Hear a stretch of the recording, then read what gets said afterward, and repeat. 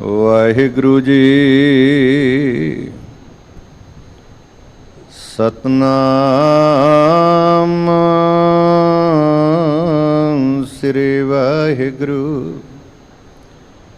ਪਾਵ ਸੁਹਾਵੇ ਜਾਨਤੋ ਧਿਰ ਜੁਲ ਦੇ। ਸੀਸ ਸੁਹਾਵਾ ਚਰਨੀ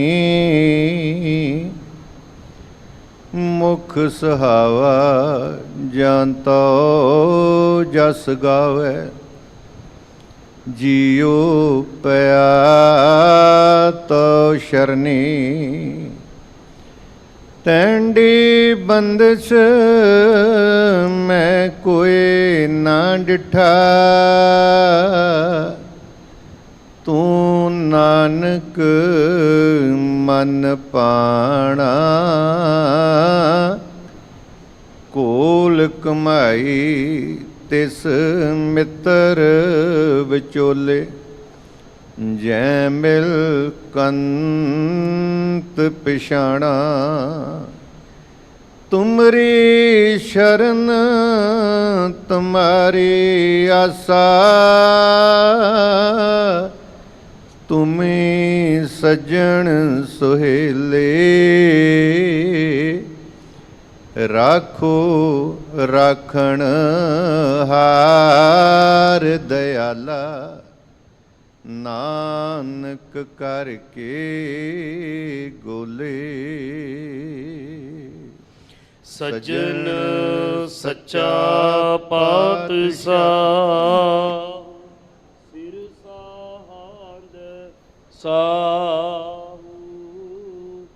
ਜਿਸ ਪਾਸ ਬਟਿਆ ਸੋਹੀਐ ਸਭਨਾਂ ਦਾ ਵਿਸਾਹੂ।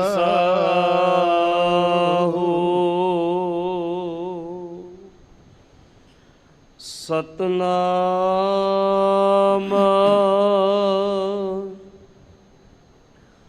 ਸ੍ਰੀ ਵਾਹਿਗੁਰੂ ਸਾਹਿਬ ਜੀ। ਬਿਲਾਵਲ ਮਹੱਲਾ ਪੰਜਵਾ। ਸਹਿਜ ਸਮਾਦ ਆਨੰਦ ਸੂਖ। ਪੂਰੇ ਗੁਰ ਦੀਨਾ।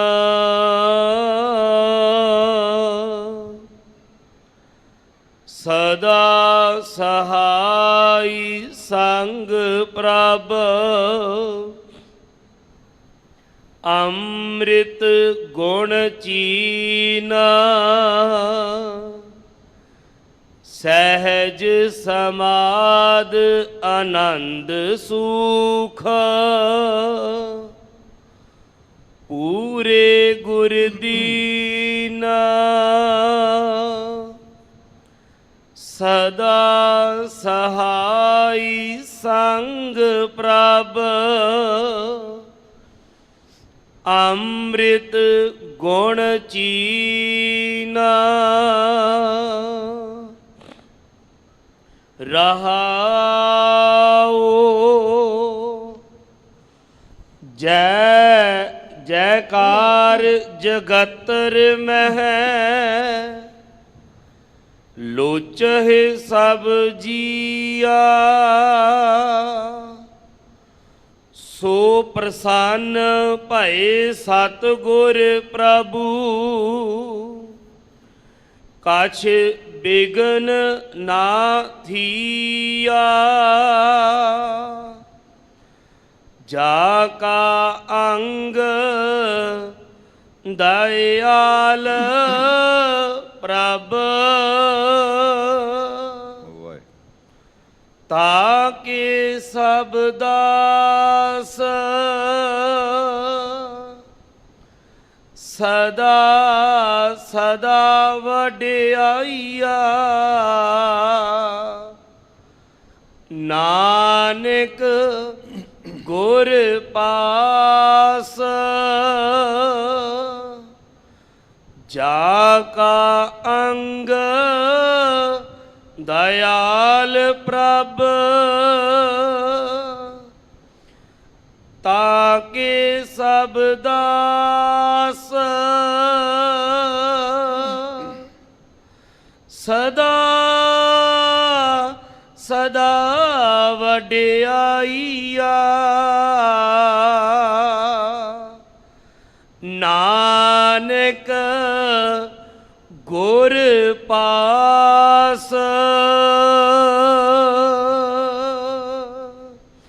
ਵਾਹਿਗੁਰੂ ਜੀ ਕਾ ਖਾਲਸਾ ਵਾਹਿਗੁਰੂ ਜੀ ਕੀ ਫਤਿਹ। ਸ਼ਹਿਨਸ਼ਾਹ ਹਰ ਦੋ ਆਲਮ ਸਾਹਿਬੇ ਕਮਾਲ ਧੰਨ ਧੰਨ ਸਾਹਿਬ ਸ੍ਰੀ ਗੁਰੂ ਗ੍ਰੰਥ ਸਾਹਿਬ ਪਾਤਸ਼ਾਹ ਜੀ ਦੇ ਪਾਵਨ ਪਵਿੱਤਰ ਹਜ਼ੂਰੀ ਅੰਦਰ ਜੁੜ ਬੈਠੇ ਸਤ ਸੰਗਿਓ, ਕਰੋ ਰਸਨਾ ਪਵਿੱਤਰ ਆਓ ਗੱਜ ਕੇ ਫਤਿਹ ਬੁਲਾਓ ਜੀ। ਵਾਹਿਗੁਰੂ ਜੀ ਕਾ ਖਾਲਸਾ ਵਾਹਿਗੁਰੂ ਜੀ ਕੀ ਫਤਿਹ। ਗੁਰੂ ਸਵਾਰਿਓ, ਆਪ ਵਡਭਾਗੀਓ ਜੋ ਸਤਿਗੁਰੂ ਜੀ ਦੀ ਪਾਵਨ ਪਵਿੱਤਰ ਗੋਦ ਅੰਦਰ ਬੈਠ ਕੇ ਅੰਮ੍ਰਿਤ ਵੇਲੇ ਤੋਂ ਰੱਬੀ ਬਾਣੀ ਇਲਾਹੀ ਬਾਣੀ ਦਾ ਕੀਰਤਨ ਆਪ ਜੀ ਸਰਵਣ ਕਰ ਰਹੇ ਸੀ। ਜੋ ਸਤਿਗੁਰੂ ਜੀ ਦੀ ਮਹਾਨ ਬਖਸ਼ਿਸ਼ ਤੇ ਰਹਿਮਤ ਦਾ ਸਦਕਾ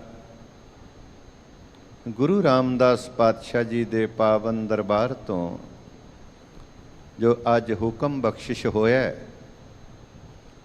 ਉਸ ਦੀ ਵਿਚਾਰ ਗੁਰਦੁਆਰਾ ਦੀਵਾਨ ਹਾਲ ਮੰਜੀ ਸਾਹਿਬ ਵਿਖੇ ਰਲ ਮਿਲ ਕੇ ਕਰਨ ਦਾ ਸੁਭਾਗ ਸਮਾਂ ਪ੍ਰਾਪਤ ਹੋਇਆ। ਆਪ ਵੱਡੇ ਭਾਗਾਂ ਵਾਲਿਓ, ਉਸ ਪਾਵਨ ਸਥਾਨ ਦੇ ਦਰਸ਼ਨ ਕਰ ਰਹੇ ਹੋ ਜਿਸ ਸਥਾਨ ਦੀ ਚਰਨ ਧੂੜੀ ਨੂੰ ਹਰ ਗੁਰਸਿੱਖ ਲੋਚਦਾ ਹੈ, ਔਰ ਉਹ ਗੁਰੂ ਰਾਮਦਾਸ ਪਾਤਸ਼ਾਹ ਜੀ ਦਾ ਪਾਵਨ ਸਥਾਨ ਜਿਸ ਗੁਰੂ ਰਾਮਦਾਸ ਵਰਗਾ ਦੁਨੀਆ ਤੇ ਹੋਰ ਕੋਈ ਨਾਂ ਨਹੀਂ। ਗੁਰੂ ਰਾਮਦਾਸ ਤੇਰੇ ਨਾਂ ਵਰਗਾ ਦੁਨੀਆ ਤੇ ਨਾਂ ਕੋਈ ਨਹੀਂ, ਤੇਰੇ ਥਾਂ ਵਰਗਾ ਦੁਨੀਆ ਤੇ ਥਾਂ ਵੀ ਕੋਈ ਨਹੀਂ।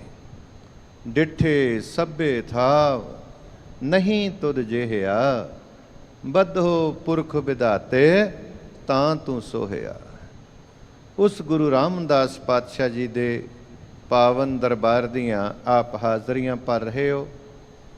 ਮਾਨਯੋਗ ਸਿੰਘ ਸਾਹਿਬ ਜੀ ਦੀ ਰਸਨਾ ਤੋਂ ਆਪ ਜੀ ਨੇ ਉਹ ਇਲਾਹੀ ਫਰਮਾਨ ਸਰਵਣ ਕੀਤਾ ਹੈ ਜੋ ਬਿਲਾਵਲ ਰਾਗ ਅੰਦਰ ਪੰਚਮ ਪਾਤਸ਼ਾਹ ਸ਼ਹੀਦਾਂ ਦੇ ਸਰਤਾਜ ਸਤਿਗੁਰੂ ਸ਼ਾਂਤੀ ਦੇ ਪੁੰਜ ਪਾਤਸ਼ਾਹ ਗੁਰੂ ਅਰਜਨ ਦੇਵ ਮਹਾਰਾਜ ਜੀ ਦੀ ਰਸਨਾ ਤੋਂ ਉਚਾਰਨ ਹੋਇਆ।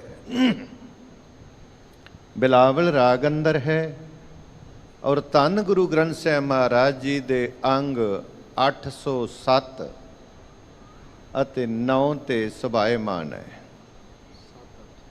7 ਔਰ 8 ਤੇ ਸੁਭਾਏਮਾਨ ਹੈ। ਇਸ ਮੁਬਾਰਕ ਸ਼ਬਦ ਅੰਦਰ ਜੋ ਗੁਰੂ ਅਰਜਨ ਦੇਵ ਮਹਾਰਾਜ ਜੀ ਬਖਸ਼ਿਸ਼ ਪੈ ਕਰਦੇ ਨੇ, ਉਹਦੇ ਵਿੱਚ ਪਾਤਸ਼ਾਹ ਜੀ ਸਾਨੂੰ ਗੁਰੂ ਦੀ ਜੋ ਮਹਿਮਾ ਹੈ ਉਹ ਦਰਸਾ ਰਹੇ ਨੇ। ਕਹਿੰਦੇ ਨੇ ਮਨੁੱਖ ਦੇ ਅੰਦਰ ਇੱਕ ਭਟਕਣਾ ਬਣੀ ਹੋਈ ਹੈ, ਕਿਉਂਕਿ ਮਨੁੱਖ ਦੇ ਅੰਦਰ ਸਹਿਜ ਨਹੀਂ, ਮਨੁੱਖ ਦੇ ਅੰਦਰ ਟਿਕਾਓ ਨਹੀਂ, ਮਨੁੱਖ ਅੰਦਰੋਂ ਦੁਖੀ ਹੈ ਤੇ ਮਨੁੱਖ ਭਾਲ ਵਿੱਚ ਹੈ ਕਿ ਕਿਤੇ ਮੈਨੂੰ ਆਨੰਦ ਮਿਲ ਜਾਏ, ਕਿਤੇ ਮੈਨੂੰ ਸੁੱਖ ਮਿਲ ਜਾਏ। ਹਰ ਬੰਦਾ ਸੁੱਖ ਦੀ ਤਲਾਸ਼ ਕਰ ਰਿਹਾ ਹੈ। ਇਹ ਪੂਜਾ ਪਾਠ ਜਪ ਤਪ ਕਥਾ ਕੀਰਤਨ ਕਿਸ ਵਾਸਤੇ ਹੈ? ਕਿ ਮੈਨੂੰ ਸੁੱਖ ਮਿਲ ਜਾਏ। ਫਿਰ ਭੱਜ ਦੌੜ ਇੰਨੀ ਮਿਹਨਤ ਮੁਸ਼ੱਕਤ ਪੈਸਾ ਇਕੱਠਾ ਕਰਨਾ ਕਿਸ ਵਾਸਤੇ? ਕਿ ਮੈਨੂੰ ਸੁੱਖ ਮਿਲ ਜਾਏ। ਹਰ ਬੰਦੇ ਦੀ ਚਾਹਨਾ ਜਿਹੜੀ ਹੈ ਨਾ ਉਹ ਸੁੱਖ ਹੈ। ਕਿ ਮੈਨੂੰ ਸੁੱਖ ਮਿਲਣਾ ਚਾਹੀਦਾ ਹੈ। ਭੈਣ ਭਰਾ, ਰਿਸ਼ਤੇਦਾਰ, ਸੱਜਣ ਮਿੱਤਰ, ਇਹ ਵੀ ਇਸੇ ਕਰਕੇ ਨੇ ਕਿ ਕਿਤੇ ਸੁੱਖ ਮਿਲ ਜਾਏ। ਪਰ ਜੇ ਕਿਤੇ ਸੁੱਖ ਨਾ ਮਿਲੇ, ਜੇ ਕਿਤੇ ਦੁੱਖ ਮਿਲਣ ਲੱਗ ਪਵੇ, ਤੇ ਫਿਰ ਨਾਤੇ ਟੁੱਟ ਜਾਂਦੇ ਨੇ, ਸਾਡੇ ਰਿਸ਼ਤੇ ਟੁੱਟ ਜਾਂਦੇ ਨੇ। ਬੜਾ ਪਿਆਰਾ ਸੱਜਣ ਹੈ, ਉਹਦੇ ਕੋਲੋਂ ਇੱਕ ਵਾਰੀ ਦੁੱਖ ਮਿਲਿਆ, ਬੰਦਾ ਬਰਦਾਸ਼ਤ ਕਰੇਗਾ, 2 ਵਾਰੀ ਮਿਲਿਆ ਬਰਦਾਸ਼ਤ ਕਰ ਲਿਆ। ਪਰ ਜੇ ਕਿਤੇ 2-4 ਵਾਰ ਦੁੱਖ ਮਿਲਦਾ ਤੇ ਮਨੁੱਖ ਕਹਿੰਦਾ ਨਹੀਂ ਮਿੱਤਰਾ, ਬਸ ਹੁਣ ਸੱਜਣਤਾ ਹੀ ਨਹੀਂ ਨਿਭਣੀ। ਤੇਰੇ ਕੋਲੋਂ ਸੁੱਖ ਦੀ ਆਸ ਲਾਈ ਸੀ, ਪਰ ਤੇਰੇ ਕੋਲੋਂ ਤੇ ਦੁੱਖ ਮਿਲਦਾ ਹੈ, ਫਿਰ ਐਸੇ ਮਿੱਤਰ ਦਾ ਕੀ ਫਾਇਦਾ। ਨਹੀਂ ਚਾਹੀਦਾ ਐਸਾ ਮਿੱਤਰ ਜਿਹਦੇ ਕੋਲੋਂ ਦੁੱਖ ਮਿਲੇ। ਪਤਨੀ ਨੂੰ ਕਿਤੇ ਪਤੀ ਕੋਲੋਂ ਸੁੱਖ ਨਹੀਂ ਮਿਲਦਾ, ਦੁੱਖ ਮਿਲਦਾ ਤੇ ਨੌਬਤ ਤਲਾਕ ਤੱਕ ਪਹੁੰਚ ਜਾਂਦੀ ਹੈ, ਨਾਤੇ ਟੁੱਟ ਜਾਂਦੇ ਨੇ। ਜੇ ਪਤੀ ਨੂੰ ਪਤਨੀ ਕੋਲੋਂ ਸੁੱਖ ਨਹੀਂ ਮਿਲਿਆ, ਦੁੱਖ ਮਿਲਿਆ, ਤੇ ਨਾਤਾ ਟੁੱਟ ਜਾਏਗਾ। ਜਿਸ ਔਲਾਦ ਦੀ ਖਾਤਰ ਬੰਦਾ ਇੰਨੀ ਭੱਜ ਦੌੜ ਕਰਦਾ, ਜੇ ਕਿਤੇ ਉਹ ਔਲਾਦ ਵੀ ਚੰਗੀ ਨਹੀਂ, ਉਹਦੇ ਕੋਲੋਂ ਵੀ ਸੁੱਖ ਨਹੀਂ ਮਿਲਿਆ, ਦੁੱਖ ਮਿਲਦਾ, ਤੇ ਮੈਂ ਉਹ ਵੀ ਲੋਕ ਵੇਖਦਾ ਜਿਹੜੇ ਫਿਰ ਬੇਦਖਲੀ ਦੇ ਨੋਟਿਸ ਕਢਾਉਂਦੇ ਨੇ ਕਿ ਮੈਂ ਆਪਣੀ ਚੱਲ ਅਚਲ ਜਾਇਦਾਦ ਤੋਂ ਇਹਨੂੰ ਬੇਦਖਲ ਕੀਤਾ, ਇਹ ਅੱਜ ਤੋਂ ਮੇਰਾ ਕੁਝ ਨਹੀਂ ਲੱਗਦਾ। ਕਿਉਂ? ਕਿਉਂਕਿ ਇਹਦੇ ਕੋਲੋਂ ਸੁੱਖ ਚਾਹੀਦਾ ਸੀ, ਦੁੱਖ ਮਿਲਦਾ। ਐਸੀ ਔਲਾਦ ਨਹੀਂ ਚਾਹੀਦੀ। ਅੰਦਰ ਲਾਲਸਾ ਸੁੱਖ ਦੀ ਹੈ। ਤੇ ਮਾਫ ਕਰਨਾ, ਇਸ ਕਾਇਆ ਤੋਂ ਵੀ ਜੇ ਕਿਤੇ ਦੁੱਖ ਮਿਲੇ, ਇਹ ਕਾਇਆ ਰੋਗੀ ਹੋ ਗਈ, ਇਹਦੇ ਕੋਲੋਂ ਸੁੱਖ ਨਹੀਂ ਮਿਲਦਾ, ਦੁੱਖ ਮਿਲਦਾ, ਤੇ ਮੈਂ ਉਹ ਵੀ ਲੋਕ ਵੇਖਦਾ ਫਿਰ ਜਿਹੜੇ ਕਹਿੰਦੇ ਨੇ ਗਿਆਨੀ ਜੀ ਅਰਦਾਸ ਕਰੋ ਪਰਮਾਤਮਾ ਆਪਣੇ ਚਰਨਾਂ 'ਚ ਹੀ ਬੁਲਾ ਲਵੇ। ਨਹੀਂ ਚਾਹੀਦਾ ਇਹ ਸਰੀਰ, ਇਹ ਕਾਇਆ ਨਹੀਂ ਚਾਹੀਦੀ, ਕਿਉਂਕਿ ਇਹਦੇ ਕੋਲੋਂ ਦੁੱਖ ਮਿਲ ਰਿਹਾ, ਸੁੱਖ ਚਾਹੀਦਾ ਸੀ। ਹਰ ਮਨੁੱਖ ਦੇ ਅੰਦਰ ਦੀ ਭਾਵਨਾ ਕੀ ਹੈ ਕਿ ਮੈਨੂੰ ਸੁੱਖ ਮਿਲ ਜਾਏ। ਹਰ ਮਨੁੱਖ ਅੰਦਰੋਂ ਟਿਕਾਓ ਚਾਹੁੰਦਾ ਹੈ, ਅੰਦਰੋਂ ਸ਼ਾਂਤੀ ਚਾਹੁੰਦਾ ਹੈ। ਪਰ ਮਨੁੱਖ ਸਹਿਜ ਨਾਲੋਂ ਟੁੱਟ ਗਿਆ, ਅੰਦਰ ਸਹਿਜ ਨਹੀਂ। ਕਿਉਂ? ਕਿਉਂਕਿ ਮਨੁੱਖ ਦਾ ਮਨ ਜੋ ਹੈ ਨਾ, ਇਹ ਮਨ ਦੇ ਪਿੱਛੇ ਲੱਗ ਗਿਆ ਤੇ ਮਨ ਭਟਕਦਾ, ਮਨ ਬਾਹਰ ਦੌੜਦਾ।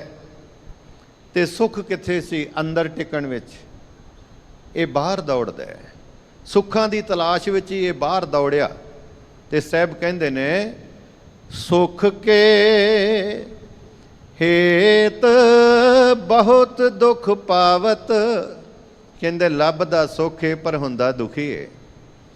ਸੇਵ ਕਰਤ ਜਨ ਜਨ ਕੀ ਦੁਆਰੇ ਦੁਆਰੇ ਸੁਆਨ ਜਿਉਂ ਡੋਲੇ ਨੇ ਸੁਧ ਰਾਮ ਭਜਨ ਕੀ। ਕਹਿੰਦੇ ਨੇ ਜਿਵੇਂ ਦਰ ਦਰ ਤੇ ਕੁੱਤਾ ਦੌੜਿਆ ਫਿਰਦਾ ਨਾ, ਬਸ ਇਹੀ ਹਾਲ ਹੋ ਗਿਆ। ਜਿੱਥੋਂ ਸੁੱਖ ਮਿਲਣਾ ਸੀ ਉਸ ਸੁੱਖਾਂ ਦੇ ਦਾਤੇ ਨਾਲ ਸਾਂਝ ਹੀ ਨਹੀਂ ਪਾਈ। ਵੇਖੋ ਬੰਦਾ ਧਨ ਦੌਲਤ ਇਕੱਠਾ ਕਰਦਾ ਕਿ ਮੈਨੂੰ ਸੁੱਖ ਮਿਲ ਜਾਏ, 4 ਦਿਨ ਦਾ ਸੁੱਖ ਹੁੰਦਾ ਜੀ, ਔਰ ਉਹ ਹੀ ਇੱਕ ਦਿਨ ਦੁੱਖ ਦਾ ਕਾਰਨ ਬਣ ਜਾਂਦਾ ਹੈ। ਜਿਸ ਚੀਜ਼ ਤੋਂ ਬੰਦਾ ਸੁੱਖ ਲੱਭਦਾ ਨਾ, ਉਹ ਹੀ ਇੱਕ ਦਿਨ ਦੁਖੀ ਕਰ ਜਾਂਦਾ। ਜੇ ਕਿਤੇ 4 ਕੌਡੀਆਂ ਇਕੱਠੀਆਂ ਕੀਤੀਆਂ ਤੇ ਉਹ ਜਾਂਦੀਆਂ ਰਹੀਆਂ, ਤੇ ਮੈਂ ਉਹ ਵੀ ਲੋਕ ਵੇਖਦਾ ਕਿ ਮਾਇਆ ਗਈ ਤਬ ਰੋਵਣ ਲਗਤ ਹੈ। ਬੰਦਾ ਰੋਂਦਾ ਫਿਰਦਾ ਮਾਇਆ ਦੇ ਪਿੱਛੇ ਦੌੜਦਾ ਦੌੜਦਾ। ਜੇ ਕਿਤੇ ਪਰਿਵਾਰ ਦੇ ਕੋਲੋਂ ਧੋਖਾ ਹੋ ਗਿਆ ਤੇ ਬੰਦਾ ਇੰਨਾ ਦੁਖੀ ਹੋ ਜਾਂਦਾ, ਕਈ ਵਾਰੀ ਖੁਦਕੁਸ਼ੀ ਕਰ ਲੈਂਦਾ। ਜਿਨ੍ਹਾਂ ਕੋਲੋਂ ਸੁੱਖ ਦੀ ਆਸ ਸੀ ਉਹਨਾਂ ਕੋਲੋਂ ਦੁੱਖ। ਕਿਉਂਕਿ ਮਨੁੱਖੀ ਜੋ ਮਨ ਹੈ, ਜਿੰਨਾ ਚਿਰ ਇਹ ਟਿਕਾਓ ਵਿੱਚ ਨਹੀਂ ਆਉਂਦਾ, ਓਨੀ ਦੇਰ ਸੁੱਖ ਨਹੀਂ, ਓਨੀ ਦੇਰ ਸਹਿਜ ਨਹੀਂ, ਓਨੀ ਦੇਰ ਸਮਾਧੀ ਨਹੀਂ। ਤੇ ਇਹ ਟਿਕਾਓ ਵਿੱਚ ਤਾਂ ਆਉਂਦਾ ਜਦੋਂ ਗੁਰੂ ਦੀ ਮੱਤ ਲੈ ਲਵੇ। ਜਿੰਨਾ ਚਿਰ ਗੁਰੂ ਦੀ ਮੱਤ ਨਹੀਂ ਲਈ, ਓਨੀ ਦੇਰ ਇਹ ਟਿਕਾਓ ਵਿੱਚ ਨਹੀਂ ਜੇ ਆ ਸਕਦਾ। ਭਾਈ ਸਾਹਿਬ ਭਾਈ ਗੁਰਦਾਸ ਜੀ ਦਾ ਇੱਕ ਬੜਾ ਪਿਆਰਾ ਬਚਨ ਆਉਂਦਾ ਹੈ। ਉਹ ਕਹਿੰਦੇ ਨੇ ਪਵਨ ਗਵਨ ਜੈਸੇ ਗੁੜੀਆ ਉਡਤ ਰਹੇ, ਪਵਨ ਰਹਿਤ ਗੁੱਡੀ ਉੱਡ ਨਾ ਸਕਤ ਹੈ।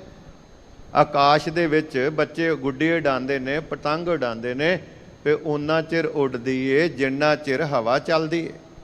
ਜੇ ਹਵਾ ਰੁਕ ਜਾਏ ਤੇ ਉਹ ਗੁੱਡੀ ਆਕਾਸ਼ ਵਿੱਚ ਉੱਡ ਨਹੀਂ ਸਕਦੀ। ਉਹਦੇ ਉੱਡਣ ਦਾ ਕਾਰਨ ਹੈ ਹਵਾ। ਇਸੇ ਤਰ੍ਹਾਂ ਹੀ ਮਨੁੱਖ ਨੂੰ ਜਿਹੜੀਆਂ ਵਾਸ਼ਨਾਵਾਂ ਨੇ ਨਾ, ਇਹ ਮਨੁੱਖੀ ਮਨ ਨੂੰ ਇੰਨਾ ਕੁ ਭਟਕਾਉਂਦੀਆਂ ਕਿ ਇਹਨੂੰ ਕਦੇ ਟਿਕਣ ਦਿੰਦੀਆਂ ਹੀ ਨਹੀਂ। पवन रहत गुडी उड़ न सकत है, डोरी की मरोर जैसे लटुआ फिरत रहे, ताए हाय मिटे गिर परे हुए थकत है। ਪਹਿਲਾਂ ਪਹਿਲਾਂ ਨਾ ਬੱਚਿਆਂ ਨੂੰ ਇੱਕ ਲੱਕੜੀ ਦਾ ਉਹਦੇ ਵਿੱਚ ਲੋਹੇ ਦਾ ਕਿੱਲ ਲਾ ਕੇ ਤੇ ਇੱਕ ਲਾਟੂ ਬਣਾ ਕੇ ਦੇਣਾ, ਉਹਨੂੰ ਰੱਸੀ ਨਾਲ ਇੰਨੇ ਜ਼ੋਰ ਦੀ ਘੁਮਾ ਕੇ ਸੁੱਟਣਾ ਕਿ ਉਹ ਕਾਫੀ ਦੇਰ ਤੱਕ ਘੁੰਮਦਾ ਰਹਿੰਦਾ ਸੀ। ਪਰ ਜਦੋਂ ਉਹ ਤਾਕਤ ਮੁੱਕ ਜਾਏ ਤੇ ਫਿਰ ਆਪੇ ਹੀ ਟਿਕ ਜਾਂਦਾ ਹੈ, ਟਿਕਾਓ ਵਿੱਚ ਆ ਜਾਂਦਾ ਹੈ। ਇਸੇ ਤਰ੍ਹਾਂ ਹੀ ਕਹਿੰਦੇ ਨੇ ਕੰਚਨ ਅਸ਼ੁੱਧ ਜੋ ਕੁਠਾਰੀ ਠਹਿਰਾਤ ਨਹੀਂ। ਸੋਨਾ ਜਿੰਨਾ ਚਿਰ ਅਸ਼ੁੱਧ ਹੈ, ਸ਼ੁੱਧ ਨਹੀਂ ਹੋਇਆ, ਓਨੀ ਦੇਰ ਜਦੋਂ ਕੁਠਾਰੀ ਵਿੱਚ ਪਾਉਂਦੇ ਨੇ ਨਾ ਤੇ ਉਹ ਕਦੇ ਟਿਕਦਾ ਨਹੀਂ ਜੇ ਉਹਦੇ ਵਿੱਚ। ਉਹ ਇੰਨਾ ਕੁ ਭੁੜਕਦਾ ਹੈ ਕਿ ਬਾਹਰ ਡਿੱਗਣ ਨੂੰ ਫਿਰਦਾ ਹੈ। ਕੰਚਨ ਅਸ਼ੁੱਧ ਜੋ ਕੁਠਾਰੀ ਠਹਿਰਾਤ ਨਹੀਂ, ਸ਼ੁੱਧ ਭਏ ਨਿਹਚਲ ਸ਼ਬ ਕੇ ਸ਼ਕਤ ਹੈ। ਪਰ ਜਦੋਂ ਸ਼ੁੱਧ ਹੋ ਗਿਆ ਨਾ ਫਿਰ ਨਿਹਚਲ ਭਾਵ ਆਪੇ ਹੀ ਟਿਕ ਜਾਂਦਾ ਹੈ। ਇਸੇ ਤਰ੍ਹਾਂ ਕਹਿੰਦੇ ਨੇ ਦੁਰਮਤ ਦੁਬਦਾ ਭ੍ਰਮਤ ਚਤਰਕੁੰਟ। ਇਸੇ ਤਰ੍ਹਾਂ ਹੀ ਇਹ ਮਨ ਜਿਹੜਾ ਹੈ, ਇਹਨੂੰ ਜਦੋਂ ਇਹ ਦੁਰਮਤ ਭੈੜੀ ਮੱਤ ਵਾਲੇ ਪਾਸੇ ਇਹ ਜਦੋਂ ਦੁਬਦਾ ਵਿੱਚ ਪੈ ਗਿਆ ਫਿਰ ਚਾਰੇ ਦਿਸ਼ਾਵਾਂ ਵਿੱਚ ਦੌੜਦਾ ਫਿਰਦਾ ਹੈ। ਪਰ ਗੁਰਮਤ ਏਕ ਟੇਕ ਮੋਨ ਨਾ ਬਕਤ ਹੈ।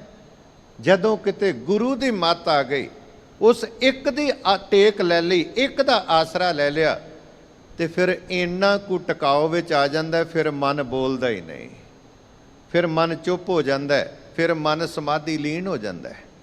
ਤੇ ਇਹਨੂੰ ਸਮਾਧੀ ਤੱਕ ਹੀ ਤੇ ਲੈ ਕੇ ਜਾਣਾ ਸੀ ਔਰ ਜਾਏਗਾ ਗੁਰੂ ਦੀ ਮੱਤ ਅਨੁਸਾਰ। ਉਸ ਤਰ੍ਹਾਂ ਨਹੀਂ, ਜਿੰਨਾ ਚਿਰ ਇਹ ਸਮਾਧੀ ਲੀਨ ਨਹੀਂ ਹੋਇਆ ਓਨੀ ਦੇਰ ਇਹ ਭਟਕਦਾ ਹੈ। ਤਾਂ ਹੀ ਤਾਂ ਕਹਿੰਦੇ ਨੇ ਮੇਰੇ ਮਨ ਪਰਦੇਸੀ ਵੇ ਪਿਆਰੇ ਆਓ ਘਰੇ। ਇਹ ਮਨ ਤੇ ਪਰਦੇਸੀ ਹੋਇਆ ਫਿਰਦਾ, ਮਨ ਤੇ ਬਾਹਰ ਭਟਕਦਾ। ਇਸ ਨੂੰ ਅੰਦਰ ਲੈ ਕੇ ਆਉਣਾ ਸੀ, ਇਹ ਕਿਤੇ ਮਨ ਟਿਕ ਜਾਏ। ਜਿੰਨੀ ਦੇਰ ਇਹ ਘਰ ਵਿੱਚ ਨਹੀਂ ਆਉਂਦਾ ਓਨੀ ਦੇਰ ਨਹੀਂ ਟਿਕੇਗਾ। ਮਨ ਤੂੰ ਜੋਤ ਸਰੂਪ ਹੈ, ਆਪਣਾ ਮੂਲ ਪਛਾਣ। ਤੂੰ ਆਪਣੇ ਮੂਲ ਦੀ ਪਹਿਚਾਣ ਕਰ। ਪਰ ਮਨ ਅਜੇ ਬਾਹਰ ਹੈ, ਅਜੇ ਆਪਣੇ ਮੂਲ ਦੀ ਪਹਿਚਾਣ ਹੀ ਨਹੀਂ ਹੈ। ਤੇ ਜਦੋਂ ਮੂਲ ਦੀ ਪਹਿਚਾਣ ਨਹੀਂ, ਮੂਲ ਨਾਲ ਟੁੱਟ ਗਿਆ ਤੇ ਫਿਰ ਕੀ ਹੈ? ਫਿਰ ਦੁੱਖ ਹੈ, ਫਿਰ ਭਟਕਣਾ। ਮਨੁੱਖ ਬਾਹਰ ਦੌੜਦਾ ਹੈ ਮਨ ਦੇ ਪਿੱਛੇ, ਪਰ ਜਿਸ ਦਿਨ ਅੰਦਰ ਟਿਕ ਗਿਆ, ਅੰਦਰ ਫਿਰ ਪਹਿਲਾਂ ਜਦੋਂ ਅੰਤਰ ਆਤਮੇ ਟਿਕੇਗਾ ਤੇ ਅੰਦਰੋਂ ਸੰਗੀਤ ਪੈਦਾ ਹੁੰਦਾ ਹੈ, ਗੀਤ ਪੈਦਾ ਹੁੰਦਾ ਹੈ, ਅੰਦਰੋਂ ਦਰਸ਼ਨ ਪੈਦਾ ਹੋਏਗਾ, ਅੰਦਰੋਂ ਹੀ ਫਲਸਫਾ ਪੈਦਾ ਹੋਏਗਾ। ਪਰ ਜੇ ਇਸ ਤੋਂ ਵੀ ਅੱਗੇ ਚਲਾ ਗਿਆ, ਅੰਦਰ ਗਹਿਰਾ ਚਲਾ ਗਿਆ, ਪਰ ਸੱਚ ਜਾਣਿਓ ਗਹਿਰਾ ਜਾਣਾ ਬੜਾ ਔਖਾ ਜੇ, ਕਹਿ ਦੇਣਾ ਬੜਾ ਸੌਖਾ ਹੈ। ਪਰ ਜਿਸ ਦਿਨ ਇਸ ਤੋਂ ਵੀ ਅੱਗੇ ਗਹਿਰਾ ਚਲਾ ਗਿਆ ਨਾ, ਇਸ ਤੋਂ ਅੱਗੇ ਫਿਰ ਉਹ ਅਵਸਥਾ ਮਿਲ ਜਾਂਦੀ ਹੈ ਜਿਹਨੂੰ ਕਹਿੰਦੇ ਨੇ ਕਿ ਇਹ ਮਨੁੱਖ ਸਿੱਧ ਹੋ ਗਿਆ ਹੈ, ਇਹ ਸਿੱਧ ਪੁਰਸ਼ ਹੋ ਗਿਆ। ਇਹਦੇ ਬੋਲ ਕਹਿੰਦੇ ਬੋਲ ਸਿੱਧੀ, ਸ਼ਬਦ ਸਿੱਧੀ। ਇਹ ਜੋ ਬੋਲਦਾ ਹੈ ਉਹ ਸੱਤ ਹੋ ਜਾਂਦਾ ਹੈ, ਜੋ ਇਹਦੀ ਰਸਨਾ ਤੋਂ ਨਿਕਲਦਾ ਉਹ ਸੱਤ ਹੋ ਜਾਂਦਾ ਹੈ। ਸਾਡੇ ਦੇਸ਼ ਵਿੱਚ ਪੁਰਾਤਨ ਸਮੇਂ ਤੋਂ ਇੱਕ ਮਰਿਆਦਾ ਤੁਰੀ ਆਉਂਦੀ ਹੈ ਕਿ ਜਿਹੜੇ ਸਿੱਧ ਪੁਰਸ਼ ਨੇ, ਜਿਹੜੇ ਰੱਬ ਦੇ ਪਿਆਰੇ ਨੇ, ਉਹਨਾਂ ਦੇ ਚਰਨ ਆਪਣੇ ਗ੍ਰਹਿ ਵਿਖੇ ਪਵਾਉਣੇ। ਪਤਾ ਕਿਉਂ? ਕਿਉਂਕਿ ਉਹਨਾਂ ਦੇ ਚਰਨ ਉਸ ਮਾਲਕ ਦੇ ਘਰ ਤੱਕ ਪਹੁੰਚੇ ਨੇ। ਉਹਨਾਂ ਦੇ ਬੋਲ ਸੁਣਨੇ, ਕਿਉਂਕਿ ਉਹਨਾਂ ਦੇ ਬੋਲ ਪਰਮਾਤਮਾ ਦੇ ਬੋਲ ਹੋ ਜਾਂਦੇ ਨੇ। ਉਹਨਾਂ ਦੀ ਦ੍ਰਿਸ਼ਟੀ ਜਿਹਦੇ ਤੇ ਪੈਂਦੀ ਹੈ ਨਾ, ਉਹਨੂੰ ਨਿਰਮਲ ਕਰ ਦਿੰਦੀ ਹੈ। ਅਸੀਂ ਪੜ੍ਹਦੇ ਹਾਂ, ਅਮਿਆ ਦ੍ਰਿਸ਼ਟ ਸ਼ੁਭ ਕਰੇ ਹਰੇ ਅਰ ਅਗ ਪਾਪ ਸਕਲ ਮਲ, ਕਾਮ ਕ੍ਰੋਧ ਅਰ ਲੋਭ ਮੋਹ ਵਸ ਕਰੇ ਸਭੈ ਬਲ। ਉਹਨਾਂ ਦੀ ਦ੍ਰਿਸ਼ਟੀ ਨਿਰਮਲ ਹੋ ਜਾਂਦੀ ਹੈ।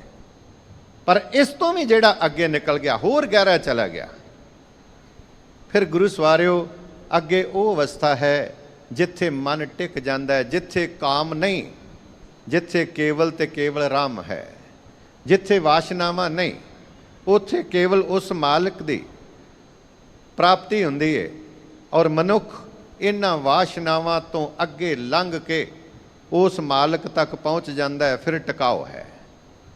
ਫਿਰ ਕਿਤੇ ਕੋਈ ਮੰਗ ਨਹੀਂ ਰਹਿ ਜਾਂਦੀ, ਫਿਰ ਕੋਈ ਚਿੰਤਾ ਨਹੀਂ ਰਹਿ ਜਾਂਦੀ, ਕੇਵਲ ਤੇ ਕੇਵਲ ਚਿੰਤਨ ਰਹਿ ਜਾਂਦਾ ਹੈ। ਭਟਕਣਾ ਮੁੱਕ ਜਾਂਦੀ ਹੈ, ਫਿਰ ਉੱਥੇ ਸਹਿਜ ਅਵਸਥਾ ਹੈ, ਉੱਥੇ ਸਮਾਧੀ ਹੈ। ਸਾਡੇ ਦੇਸ਼ ਵਿੱਚ ਨਾ ਤੁਸੀਂ ਕੁਝ ਐਸੇ ਮੰਦਰ ਵੇਖੋਗੇ, ਜਿਨ੍ਹਾਂ ਮੰਦਰਾਂ ਨੂੰ ਤੁਸੀਂ ਬਾਹਰੋਂ ਵੇਖੋ ਨਾ ਤੇ ਵੇਖਣ ਵਿੱਚ ਇੰਜ ਲੱਗੇਗਾ ਕਿ ਇਹਨਾਂ ਮੰਦਰਾਂ ਨੂੰ ਬਣਾਉਣ ਦੀ ਲੋੜ ਹੀ ਕੀ ਸੀ। ਇਹਨਾਂ ਮੰਦਰਾਂ 'ਚ ਤੇ ਕੇਵਲ ਕਾਮ ਦੀ ਪ੍ਰਦਰਸ਼ਨੀ ਹੈ। ਖੁਜਰਾਓ ਦੇ ਮੰਦਰ ਵੇਖੋ, ਜਗਨਨਾਥਪੁਰੀ ਦਾ ਮੰਦਰ ਵੇਖੋ, ਜਦੋਂ ਤੁਸੀਂ ਬਾਹਰੋਂ ਵੇਖੋਗੇ ਤੇ ਇਸ ਤਰ੍ਹਾਂ ਤੁਹਾਨੂੰ ਲੱਗੇਗਾ ਕਿ ਇਹਨਾਂ ਦੀ ਲੋੜ ਹੀ ਕੀ ਹੈ, ਤੇ ਕੇਵਲ ਕਾਮ ਦੀ ਪ੍ਰਦਰਸ਼ਨੀ ਹੈ। ਪਰ ਜਦੋਂ ਤੁਸੀਂ ਅੰਦਰ ਜਾਓਗੇ ਨਾ, ਅੰਦਰ ਕੇਵਲ ਰਾਮ ਦਾ ਮੂਰਤੀ ਹੈ, ਅੰਦਰ ਜਗਨਨਾਥ ਦੀ ਮੂਰਤੀ ਹੈ। ਇਹਦਾ ਮਤਲਬ ਕੀ ਸੀ ਕਿ ਪਿਆਰਿਆ, ਕਾਮ ਜਿਹੜਾ ਇਹ ਤੇਰੇ ਬਾਹਰ ਹੋਣਾ ਚਾਹੀਦਾ ਹੈ, ਪਰ ਰਾਮ ਅੰਦਰ ਹੋਣਾ ਚਾਹੀਦਾ ਹੈ। ਅੰਦਰ ਤੇਰੇ ਰਾਮ ਹੋਵੇ, ਵਾਸ਼ਨਾਵਾਂ ਨੂੰ ਬਾਹਰ ਛੱਡ। ਪਰ ਮਨੁੱਖ ਨੇ ਰਾਮ ਨੂੰ ਬਾਹਰ ਰਹਿਣ ਦਿੱਤਾ ਤੇ ਕਾਮ ਵਾਸ਼ਨਾ ਅੰਦਰ ਲੈ ਆਇਆ। ਵਾਸ਼ਨਾਵਾਂ ਅੰਦਰ ਤੇ ਰਾਮ ਬਾਹਰ, ਗਲਤ ਹੋ ਗਿਆ। ਚਾਹੀਦਾ ਸੀ ਕਿ ਕਾਮ ਬਾਹਰ ਹੋਵੇ ਤੇ ਰਾਮ ਤੇਰੇ ਅੰਦਰ ਹੋਣਾ ਚਾਹੀਦਾ ਸੀ। ਪਰ ਗੁਰੂ ਸਵਾਰਿਓ, ਜਿੰਨੀ ਦੇਰ ਸਹਿਜ ਨਹੀਂ ਨਾ, ਓਨੀ ਦੇਰ ਭਟਕਣਾ ਹੈ। ਇੱਕ ਮੈਂ ਹੋਰ ਬੇਨਤੀ ਕਰਾਂ, ਜਿਸ ਮਨੁੱਖ ਦੇ ਅੰਦਰ ਆਪ ਭਟਕਣਾ ਹੈ, ਉਹ ਦੂਜੇ ਦੀ ਸ਼ਾਂਤੀ ਵੇਖ ਕੇ ਕਦੇ ਵੀ ਸਾਬਤ ਨਹੀਂ ਜੇ ਰਹਿੰਦਾ। ਜਿਸ ਮਨੁੱਖ ਦੇ ਅੰਦਰ ਈਰਖਾ ਦੀ ਅੱਗ ਹੈ, ਉਹ ਦੂਜੇ ਦੀ ਸੀਤਲਤਾ ਨੂੰ ਕਦੇ ਬਰਦਾਸ਼ਤ ਨਹੀਂ ਜੇ ਕਰਦਾ। ਕਿਉਂਕਿ ਬੰਦੇ ਦਾ ਇੱਕ ਸੁਭਾਅ ਹੈ, ਮੈਂ ਅਕਸਰ ਕਹਿੰਦਾ ਕਿ ਬੰਦਾ ਆਪਣਾ ਦੁੱਖ ਬਰਦਾਸ਼ਤ ਕਰ ਲੈਂਦਾ ਹੈ, ਇਹਨੂੰ ਕੋਈ ਦੂਜੇ ਦਾ ਸੁੱਖ ਬਰਦਾਸ਼ਤ ਨਹੀਂ ਹੁੰਦਾ। ਬੰਦਾ ਆਪਣੀ ਢਹਿੰਦੀ ਕਲਾ ਬਰਦਾਸ਼ਤ ਕਰ ਲੈਂਦਾ, ਦੂਜੇ ਦੀ ਚੜ੍ਹਦੀ ਕਲਾ ਬਰਦਾਸ਼ਤ ਨਹੀਂ ਹੁੰਦੀ।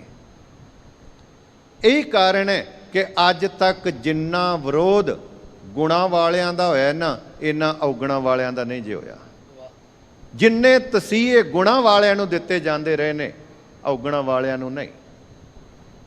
ਗੁਣਾਂ ਵਾਲਿਆਂ ਨੂੰ ਤੱਤੀ ਤਵੀ ਤੇ ਬਿਠਾਇਆ ਜਾਂਦਾ ਹੈ, ਗੁਣਾਂ ਵਾਲਿਆਂ ਨੂੰ ਸੂਲੀ ਤੇ ਚਾੜਿਆ ਜਾਂਦਾ ਹੈ, ਗੁਣਾਂ ਵਾਲਿਆਂ ਨੂੰ ਜ਼ਹਿਰ ਦਾ ਪਿਆਲਾ ਦਿੱਤਾ ਜਾਂਦਾ ਹੈ, ਗੁਣਾਂ ਵਾਲਿਆਂ ਨੂੰ ਨੀਹਾਂ ਵਿੱਚ ਚਿਣ ਦਿੱਤਾ ਜਾਂਦਾ ਹੈ।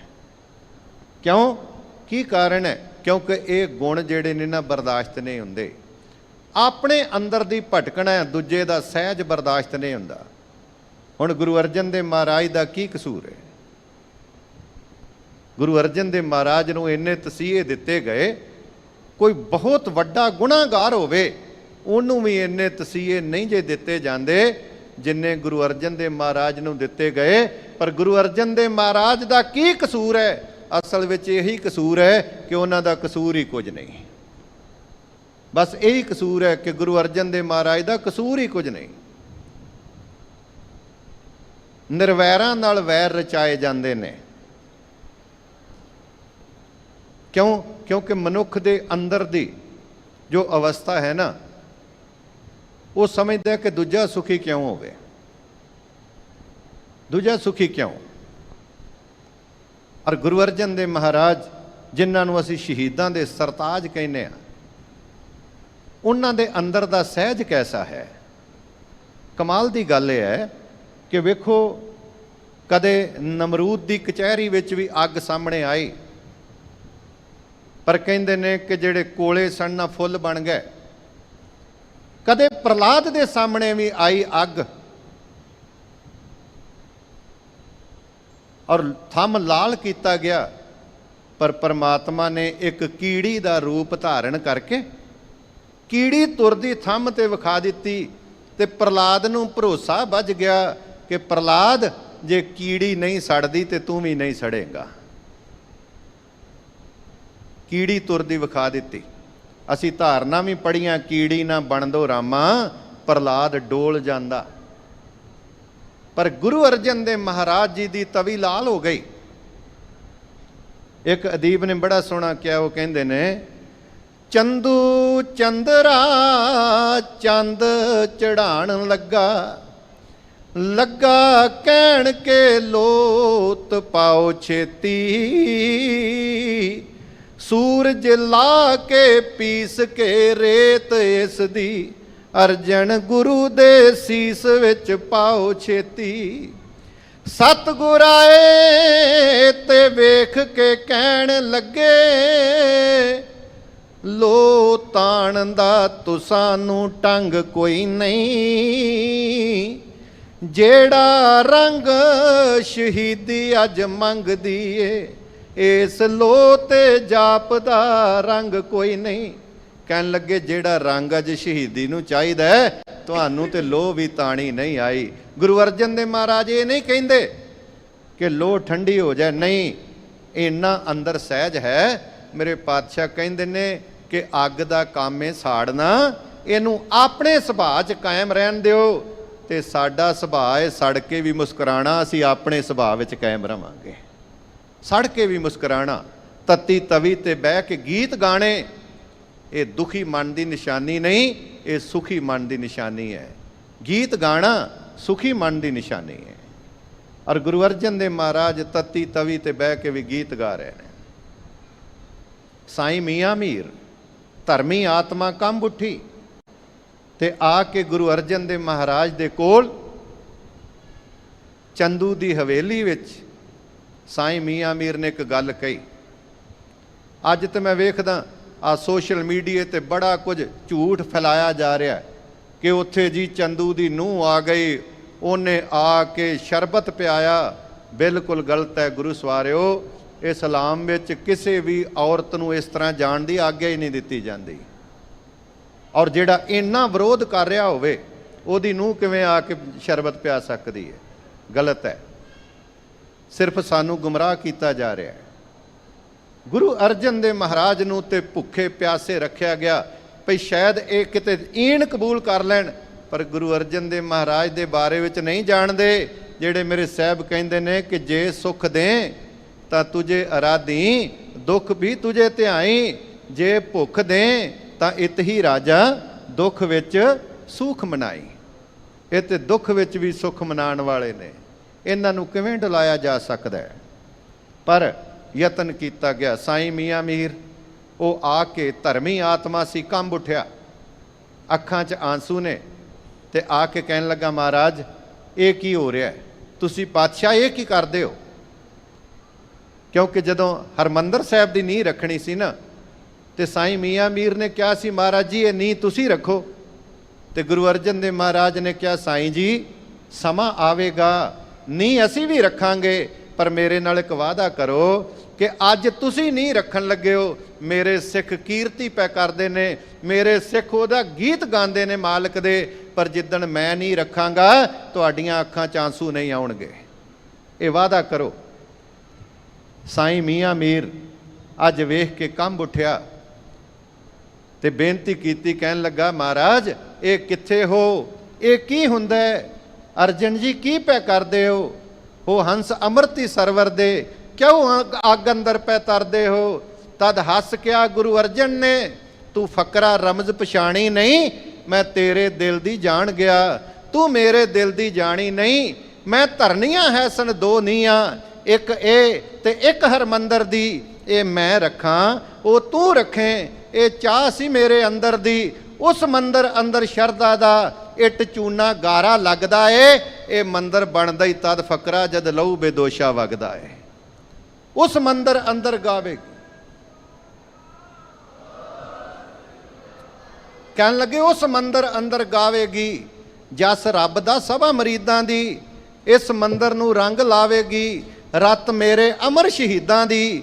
ਉਹ ਤੇਰੀ ਹੈ ਇਹ ਮੇਰੀ ਹੈ, ਦੋਵਾਂ ਦੀਆਂ ਦੋਵੇਂ ਯਾਦਾਂ ਨੇ, ਇੱਕ ਬਲੀਦਾਨ ਇੱਕ ਭਗਤੀ ਦੀ, ਮਿੱਤਰਾਂ ਦੀਆਂ ਦੋ ਬੁਨਿਆਦਾਂ ਨੇ। ਕਹਿਣ ਲੱਗੇ ਸੱਜਣਾ ਮੈਂ ਦੋ ਨੀਹਾਂ ਰੱਖਣੀਆਂ ਸਨ। ਔਰ ਇੱਕ ਹੋਰ ਬੜੀ ਕਮਾਲ ਦੀ ਗੱਲ ਕਹਿ ਦਿੱਤੀ। ਕਹਿਣ ਲੱਗੇ ਸਾਈਂ ਨੂੰ ਕਿਹਾ ਛੋੜੋ ਪ੍ਰੀਤੀ ਚਾਮ ਸੇ, ਹੈ ਅੱਗ ਤਨ ਨੂੰ ਸਾੜ ਰਹੀ, ਹਮ ਸ਼ਾਂਤ ਹੈ ਹਰੀ ਨਾਮ ਸੇ। ਕਹਿਣ ਲੱਗੇ ਕੀ ਹੋਇਆ? ਜੇ ਅੱਗ ਤਨ ਨੂੰ ਤਪਾ ਰਹੀ ਏ, ਫਿਰ ਮੇਰੇ ਅੰਦਰ ਨੂੰ ਕੋਈ ਨਹੀਂ ਜੇ ਤਪਾ ਸਕਦਾ। ਕਿਉਂ? ਕਿਉਂਕਿ ਅੰਦਰ ਸਹਿਜ ਹੈ, ਅੰਦਰ ਆਤਮਕ ਅਡੋਲਤਾ ਵਾਲੀ ਅਵਸਥਾ ਹੈ, ਅੰਦਰ ਟਿਕਿਆ ਹੋਇਆ ਨਾਮ ਦੁਆਰਾ। ਇਸ ਅੰਦਰ ਨੂੰ ਕੋਈ ਨਹੀਂ ਤਪਾ ਸਕਦਾ। ਇੱਥੋਂ ਤੱਕ ਕਿ ਜਿਨ੍ਹਾਂ ਨੇ ਸਜ਼ਾਵਾਂ ਸੁਣਾਈਆਂ, ਕਹਿਣ ਲੱਗੇ ਕਿ ਤੁਹਾਡੇ ਲਈ ਕੁਝ ਸਜ਼ਾਵਾਂ ਨੀਯਤ ਕੀਤੀਆਂ ਨੇ, ਇਹ ਭੁਗਤਣ ਲਈ ਤਿਆਰ ਹੋ ਜਾਓ। ਪਾਤਸ਼ਾਹ ਕਹਿਣ ਲੱਗੇ ਪਿਆਰ ਨਾਲ ਤੇ ਸਿਰ ਨਿਮ ਸਕਦਾ, ਪਰ ਹੰਕਾਰ ਨਾਲ ਕਦੇ ਨਹੀਂ ਨਿਮ ਸਕਦਾ। ਕੀ ਸਜ਼ਾ ਹੈ ਸਾਡੇ ਲਈ? ਤੇ ਕਹਿਣ ਲੱਗੇ ਤੁਹਾਨੂੰ ਲੋਹ ਕਰਕੇ ਲਾਲ ਉਹਦੇ ਉੱਤੇ ਬਿਠਾਇਆ ਜਾਏਗਾ। ਫਿਰ ਕਹਿਣ ਲੱਗੇ ਜੇ ਫਿਰ ਵੀ ਗੱਲ ਨਾ ਬਣੇ, ਕਹਿਣ ਲੱਗੇ ਅੱਜ ਤੱਕ ਦੁਨੀਆ ਨੇ ਆਲੂ ਉਬਲਦੇ ਵੇਖੇ, ਚੌਲ ਉਬਲਦੇ ਵੇਖੇ, ਪਰ ਦੁਨੀਆ ਦੇ ਲੋਕ ਤੁਹਾਨੂੰ ਵੀ ਦੇਗ ਵਿੱਚ ਉਬਾਲੇ ਖਾਂਦਿਆਂ ਵੇਖਣਗੇ। ਪਾਤਸ਼ਾਹ ਕਹਿਣ ਲੱਗੇ ਜੇ ਫਿਰ ਵੀ ਤੁਹਾਡੀ ਗੱਲ ਨਾ ਬਣੇ ਤੇ ਕੀ ਕਰੋਗੇ? ਕਹਿਣ ਲੱਗੇ ਫਿਰ ਅੱਜ ਤੱਕ ਮਹਾਂਪੁਰਸ਼ਾਂ ਦੇ ਸੀਸ ਵਿੱਚ ਫੁੱਲ ਪੈਂਦੇ ਰਹੇ, ਤੁਹਾਡੇ ਸੀਸ ਵਿੱਚ ਵੀ ਪੈਂਦੇ ਰਹੇ, ਪਰ ਦੁਨੀਆ ਦੇ ਲੋਕ ਤੱਤੀ ਰੇਤ ਤੁਹਾਡੇ ਸੀਸ ਵਿੱਚ ਪੈਂਦੀ ਵੇਖਣਗੇ। ਪਾਤਸ਼ਾਹ ਕਹਿਣ ਲੱਗੇ ਜੇ ਫਿਰ ਵੀ ਗੱਲ ਨਾ ਬਣੇ ਤੇ ਫਿਰ ਕੀ ਕਰੋਗੇ? ਕਹਿਣ ਲੱਗੇ ਫਿਰ ਇਸ ਸਰੀਰ ਨੂੰ ਛਾਲੇ ਛਾਲੇ ਕਰ ਦਿੱਤਾ ਜਾਏਗਾ ਔਰ ਫਿਰ ਰਾਵੀ ਦੇ ਠੰਡੇ ਪਾਣੀ ਵਿੱਚ ਰੋੜ ਦਿੱਤਾ ਜਾਏਗਾ।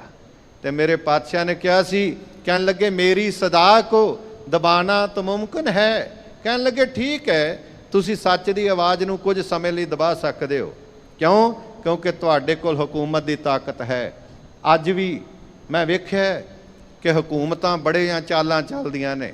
ਪਤਾ ਨਹੀਂ ਸਾਡੇ ਨਾਲ ਅੱਗ ਦਾ ਤੇ ਕਦੋਂ ਦਾ ਸਬੰਧ ਹੈ, ਬਹੁਤ ਪੁਰਾਣਾ ਸਬੰਧ ਤੁਰਿਆ ਹੁੰਦਾ। ਕਦੀ ਲੋਹ ਕਰਕੇ ਲਾਲ ਬਿਠਾਇਆ ਜਾਂਦਾ ਤੇ ਗੁਰੂ ਸਵਾਰਿਓ ਕਦੀ ਟਾਇਰ ਪਾ ਕੇ ਅੱਗ ਲਾ ਕੇ ਗਲਾਂ ਵਿੱਚ ਪਾਏ ਜਾਂਦੇ ਨੇ। ਇਹ ਅੱਗ ਦਾ ਸਾਡੇ ਨਾਲ ਬਹੁਤ ਪੁਰਾਣਾ ਸਬੰਧ ਹੈ।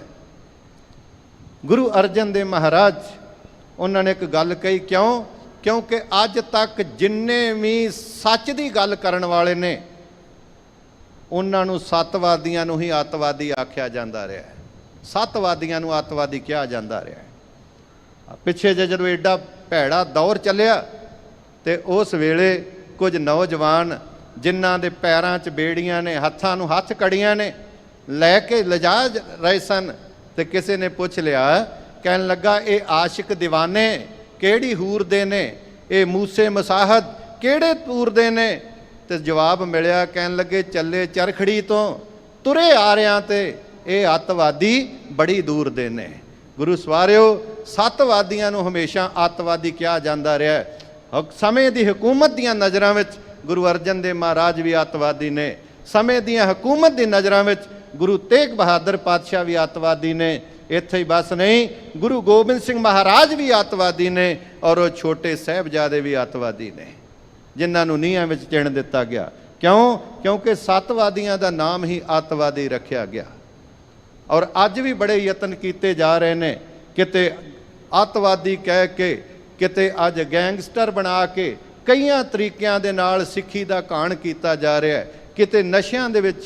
ਪਰ ਗੁਰੂ ਸਵਾਰਿਓ ਮੈਂ ਇੱਕ ਬੇਨਤੀ ਕਰਨੀ ਚਾਹੁੰਦਾ, ਸਿੱਖੀ ਨੂੰ ਕਦੇ ਕੋਈ ਮਿਟਾ ਨਹੀਂ ਜੇ ਸਕਦਾ, ਪਰ ਜੇ ਸਾਡੇ ਅੰਦਰ ਕਿਤੇ ਫੁੱਟ ਨਾ ਹੋਵੇ ਤੇ। ਇੱਕ ਅਦੀਬ ਨੇ ਬੜੀ ਸੋਹਣੀ ਗੱਲ ਕਹੀ ਹੈ। ਉਹ ਕਹਿੰਦੇ ਨੇ ਕਿ ਸਾਡੀ ਬਾਣ ਜਹਾਨ ਤੋਂ ਵੱਖਰੀ ਏ, ਅਸਾਂ ਜਨਮ ਖੰਡੇ ਧਾਰੋਂ ਧਾਰਿਆ ਏ। ਸਾਡੀ ਤੇ ਪਦੈਸ਼ ਹੀ ਖੰਡੇ ਵਿੱਚੋਂ ਹੈ। ਸਾਡੀ ਬਾਣ ਜਹਾਨ ਤੋਂ ਵੱਖਰੀ ਏ, ਅਸੀਂ ਜਨਮ ਖੰਡੇ ਧਾਰੋਂ ਧਾਰਿਆ ਏ। ਸਾਡੀ ਸ਼ਾਂਤੀ ਤੇ ਮੂੰਹੋਂ ਮੌਤ ਬੋਲੀ, ਸਿਦਕ ਜਿੱਤਿਆ ਏ, ਆਰਾ ਹਾਰਿਆ ਏ। ਵੇਖੋ ਵੀਰਤਾ ਕਿਸੇ ਜੇ ਪੱਗ ਲਾਈ, ਅਸਾਂ ਉਸ ਦਾ ਸਿਰ ਉਤਾਰਿਆ ਏ। ਸਾਨੂੰ ਮੌਤ ਮਰ ਜਾਣੀ ਨਹੀਂ ਮਾਰ ਸਕਦੀ, ਜਦੋਂ ਮਾਰਿਆ ਫੁੱਟ ਨੇ ਮਾਰਿਆ ਏ। ਸਾਡੇ ਅੰਦਰ ਦੀ ਜਿਹੜੀ ਫੁੱਟ ਹੈ ਉਹ ਹੀ ਸਿੱਖ ਨੂੰ ਕਮਜ਼ੋਰ ਕਰਦੀ ਏ। ਜੇ ਸਾਡੇ ਅੰਦਰ ਫੁੱਟ ਨਾ ਹੋਵੇ ਤੇ ਦੁਨੀਆ ਦੀ ਕੋਈ ਤਾਕਤ ਸਿੱਖ ਦੇ ਸਾਹਮਣੇ ਖਲੋ ਨਹੀਂ ਜੇ ਸਕਦੀ। ਇਸ ਕਰਕੇ ਮੈਂ ਇੱਕ ਬੇਨਤੀ ਕਰਨੀ ਚਾਹੁੰਦਾ ਕਿ ਜੇ ਤੁਸੀਂ ਕਿਤੇ ਅਸੀਂ ਇੱਕ ਹੋ ਕੇ ਚੱਲੀਏ, ਜੇ ਤੁਸੀਂ ਤਰਤੀਬ ਵਿੱਚ ਤੁਰ ਪਏ ਤੇ ਤਰਾਨਾ ਬਦਲ ਜਾਏਗਾ, ਦੁਸ਼ਮਣ ਬਦਲ ਜਾਵਣਗੇ, ਯਾਰਾਨਾ ਬਦਲ ਜਾਏਗਾ। ਤੁਸੀਂ ਜੇ ਏਕਤਾ ਰੱਖੀ ਤੇ ਡੁੱਲੇ ਖੂਨ ਦਾ ਸਦਕਾ ਇੱਕ ਇਨਕਲਾਬ ਹੈ ਆਉਣਾ, ਜ਼ਮਾਨਾ ਬਦਲ ਜਾਏਗਾ।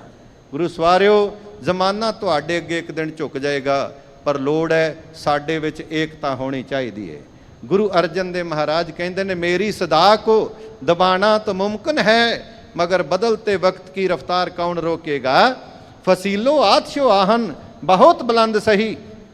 ਆ ਜਿਹੜੀ ਆਹਨ ਅੱਗ ਦੀ ਤੇ ਲੋਹੇ ਦੀ ਦੀਵਾਰ, ਫਸੀਲ ਕਹਿੰਦੇ ਨੇ ਦੀਵਾਰ ਨੂੰ, ਮੇਰੇ ਸਾਹਮਣੇ ਖੜੀ ਕਰਕੇ ਮੈਨੂੰ ਮੌਤ ਦਾ ਭੈ ਦੇ ਰਹੇ ਹੋ। ਮੁਬਾਰਕ ਹੈ ਤੁਹਾਡੀ ਦੀਵਾਰ ਬੜੀ ਮਜ਼ਬੂਤ ਹੋਵੇਗੀ। ਫਸੀਲੋ ਆਤਸ਼ੋ ਆਹਨ ਬਹੁਤ ਬੁਲੰਦ ਸਹੀ, मगर हयात की ललकार कौन रोकेगा। मेरे ख्यालों की परवाज रोकने वालों, हर गोविंद की तलवार कौन रोकेगा।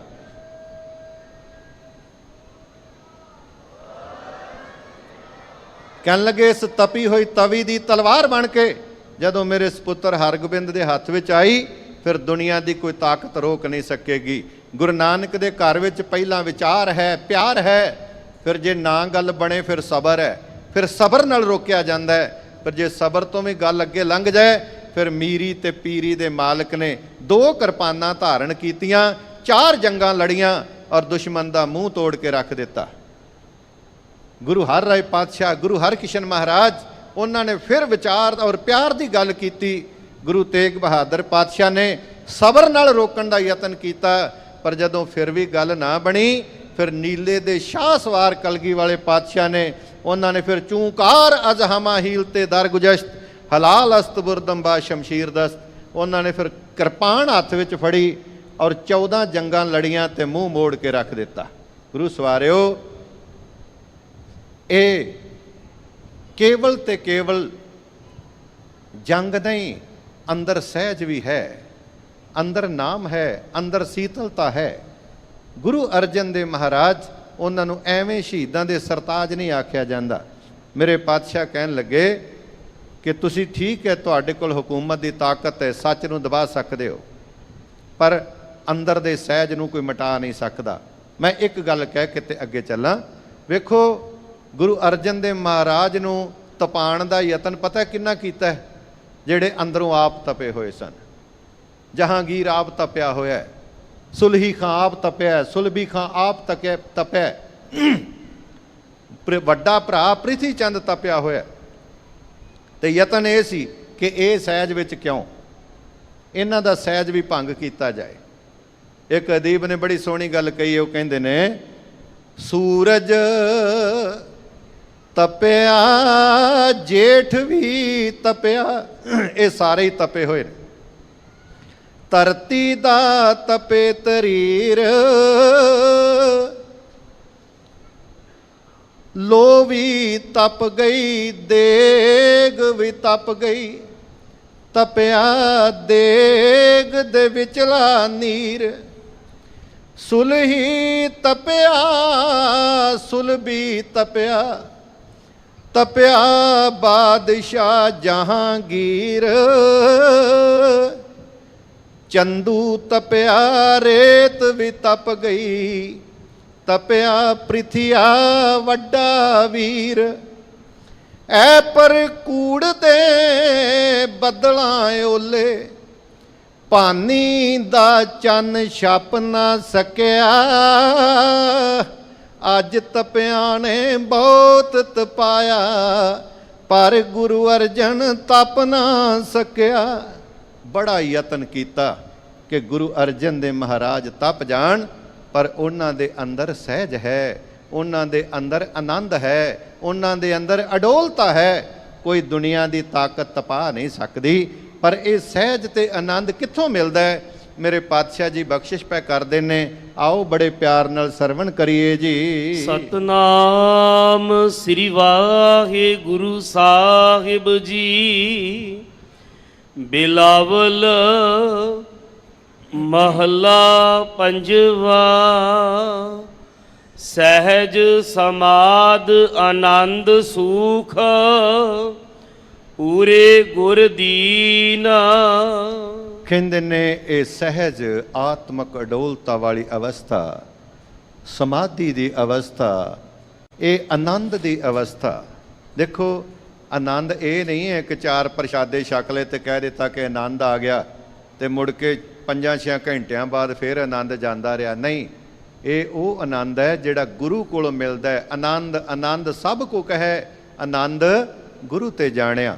और वो ऐसा आनंद है कि जे किते सामने मौत भी आउंदी है ना, तो वो आनंद कदे भंग नहीं जे हुंदा। वो तत्ती तवी ते बह के भी आनंद विच गीत गाते ने, वो तो आरे दे थल्ले भी गीत गाते ने।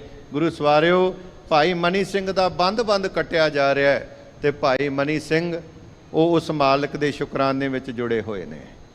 बाबा बंदा सिंह बहादुर जमूरां दे नाल चमड़ी तोड़ी, पर अंदर दा सहज नहीं मिटिया।